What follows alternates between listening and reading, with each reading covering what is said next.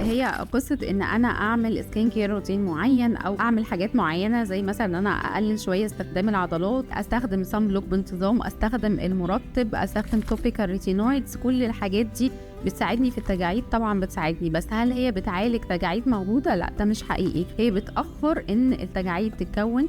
لو اوريدي في لاينز ابتدت تظهر هتقلل سرعة إن هي تبقى أعمق من كده، ولكن التجاعيد اللي اوريدي اتكونت دي ملهاش حاجة لحد دلوقتي موجودة بتقدر إن هي تعالجها غير حقن البوتوكس، لأن هو بيعمل ريلاكسيشن للعضلات أو بيريحها خالص، وبيبتدي الجلد يتشد ويبقى سموث.